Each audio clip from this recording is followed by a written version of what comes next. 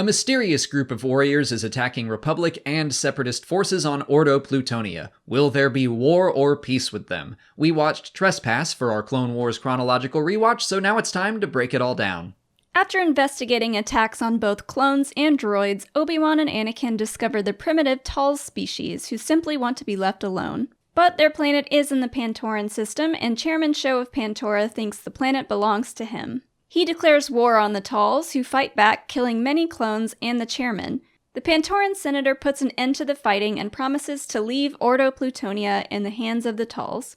Before we get into the messaging of the episode, I want to talk about the Talz species, because this is one of the most blatant times the Clone Wars completely ignored Legends materials. In Legends, they were from the planet Alzok 3, and they developed space travel thousands of years before the Clone Wars. In this episode, we are seeing their discovery. I point this out because people still blame Disney for even making Legends a thing, when George Lucas very clearly kept the expanded universe and his own separate.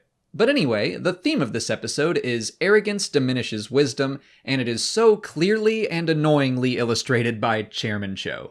I hate that guy. Yeah, I mean, he's obviously the one in this episode that's made to look like... He's arrogant and unwise. Yeah, very arrogant. He just is unwilling to see past his own thoughts of like, no, this is definitely the Separatists. Yeah. He's just, I'm right, and I'm going to ignore anything that would prove me wrong. Yeah. Like, that evidence just doesn't exist.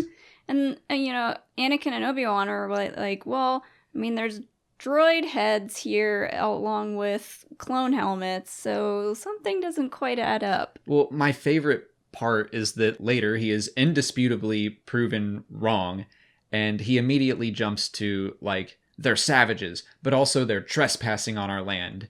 And it's like, okay, well, which is it? Are they technologically capable of spaceflight, or are they savages? And it's like... flip-flopping. Well, and he doesn't even choose. He's just like, both are true. Yeah. So, man, he was a good villain, because I just hated him the whole time. I mean, there's just some people out there that scramble to be right no matter what, and to have the last word no matter what. Yeah, it's more important to them that they appear to be right than to, like, do the right thing. Yeah. Is what it comes down to. Yeah. We see a lot of that. It's just, it was so visceral a reaction for me. Yeah. And it's so frustrating seeing the clones and the Talz kill each other because of one asshole who happens to be in charge. I just, like... He makes the one wrong decision, and now the people below him have to pay the ultimate price for it. Yeah, I mean, you can even hear the clones, as they're kind of charging at them, ask, we're not firing on them, are we? And it's like, they don't even know. Yeah, they don't want to. They don't want to be in that situation, but, like, they are honor-bound to protect the chairman. Yeah. I'm over here just like, let him go. Like, just leave him there. Yeah. So frustrating. And... I mean, we got to contrast that to, like, the Jedi and Senator Chuchi, who, when the Jedi meet the Talz, they are very humble.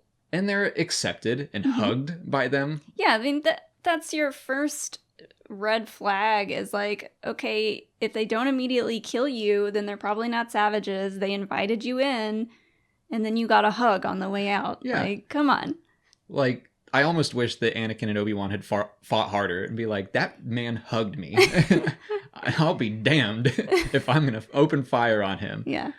Which I guess they never really do, but it's Republic forces and all that. But Senator Chuchi, on the other hand, is like, she is seen as the voice of reason for the Pantorans the whole time. Mm-hmm. And it kind of goes along with the previous themes or the previous two episodes, where it's like questioning institutions. And just because someone is older and in power, that doesn't mean that they are right or fit to lead at all. Yeah, this is a great episode for her, because we see her throughout the entire episode trying to kind of speak up and say, well, you know, the Jedi kind of seem right on this one, and she gets constantly pushed away. But in the end, she's the one to ultimately create peace with the Talz. Yeah. And I like that Obi-Wan, like, made her do it, and that she stepped up and she got it done.